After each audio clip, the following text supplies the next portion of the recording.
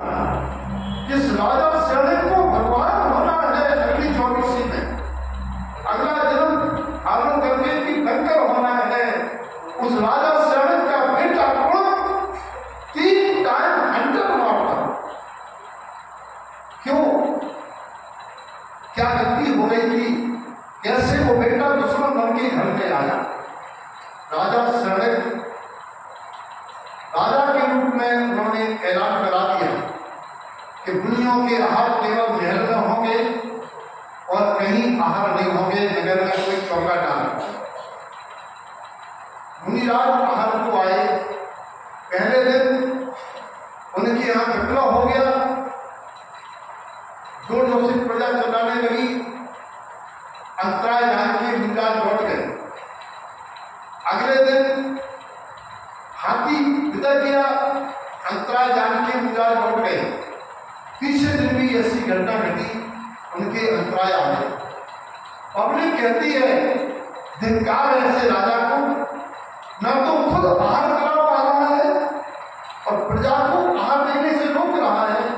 फिर मुनिराज को 3 दिन हो गए अंतराय पड़ते हुए। मुनिराज ने सुना और मुनिराज को क्रोध का आवेश आ गया। धरती में लात करते हुए, वचन मुक्ति कायमुक्ति तोड़ते हुए कहते हैं मैं इस राजा को देख लूंगा। मरण के समय उनका जबड़े पीछे थे, गुस्से में हाथ की मुट्ठी बंधी थी, कि निश्चा थी, उस निश्चा में मर गए। एक सिद्धांत है आदमी, जीव जिस निश्चा में मरता है, जिन परिणामों से मरता है, क्रोध में मरेगा, दुख में मरेगा, उसी निश्चा से जन्मता। वो मुनि उसी राजा की रानी से उत्पन्न बेटा हुआ, और जब बेटा हुआ जबड़े बचे थे, मुट्ठी बंधी थी।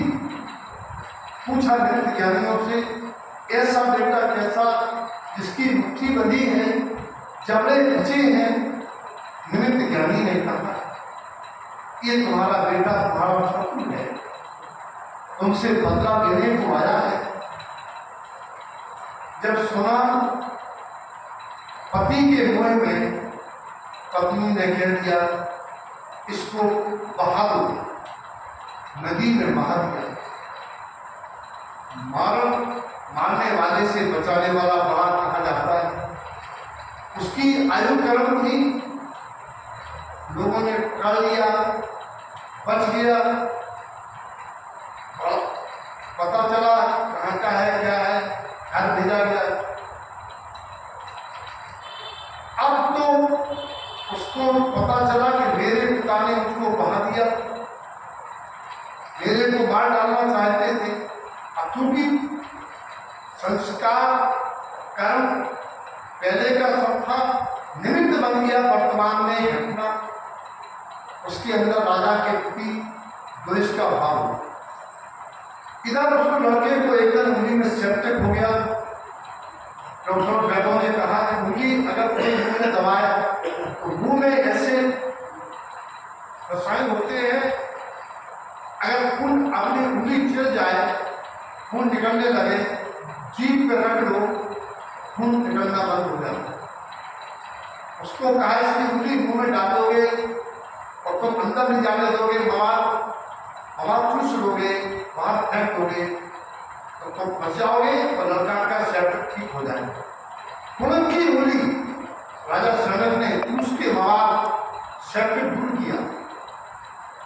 भोजन करते समय लड़के ने बाथरूम कर दिया, माँ ने भोजन किया, आधा सबका मात्र तो प्रेम, पिता का प्रेम लड़के के प्रति इतना, लेकिन पहली पुत्र होने के कारण जब लड़का बड़ा हुआ, उसके संज्ञान में आया तो पिता को 3 बार ढंढर मारा। ये घटना है राजा शरण की। इधर राजा शरण की नरक की आयु का बंद हो गया था। अब नरक की आयु का बंद हो गया था तो संकेत को मरना तय। उधर होना अच्छी थी भगवान के समय में, अपने द्वारा किए कृत्य का प्रायश्चित किया, भाव किया तो शुद्धि लाई, कर्मों का आकर्षण भी होता है। जैन दर्शन इतना दयालु है, कितना भी बुरा काम हो जाए, अगर जीव प्रायश्चित ले, निंदा ग्रहण आलोचना करे, तो जैन दर्शन में कर्मों का स्थिति अनुभाव कम भी हो जाता है, और अहंकार करे तो पुण्य क्षीण भी हो जाता है, पाप का अनुभाव बढ़ जाता है। ये कर्म सिद्धांत समझने की बात है, बहुत गहराई से समझना है। कितना भी अपराध हो जाए, अगर जीव को अपराध बोध हो जाए, उसका फल थोड़ा हो जाए।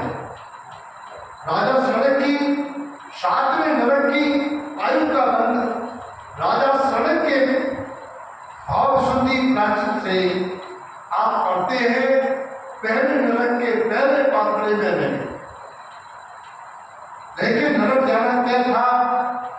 नरकार को उड़मा ने कहा, बेटा तो कितना दुष्ट है, अपने पिता को मारता है, तेरे पिता ने तेरी जान बचाई, तेरे को सेप्टिक हो गया, आज की भाषा में कैंसर हो गया, तेरे पिता ने तेरे उंगली को दबाया, अपने मरने का डर नहीं किया, तेरे प्राण बचाए। बोले ऐसा है? बोले हाँ। बोले हमने तो सुना है कि तेरे पिता ने, मेरे पिता ने मुझे बहा दिया था। बोले नहीं बेटा, अपराधी तो मैं हूँ, मैंने कहा था बहा दो, तेरे पिता तो तुझे प्राणों से ज्यादा चाहते। लड़का आता है कोठरी से निकालने के लिए, राजा शरण सोच रहे गलतफहमी में फिर मारने आ रहा, घबराहट के मारे सुसाइड कर लिया, तो जाना नरक था, आयु का अंत आने वाला था, संकलेश भाव से मरना था, नरक जाना था।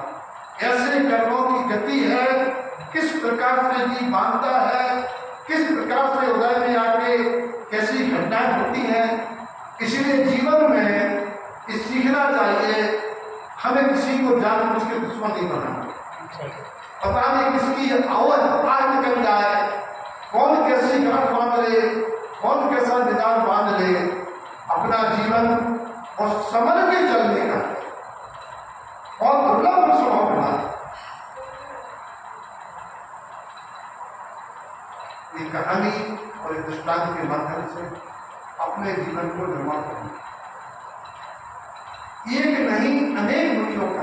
कंस का भी यही है, कंस के पिता ने भी कांसे की पेट का बंद करके भेज दिया था।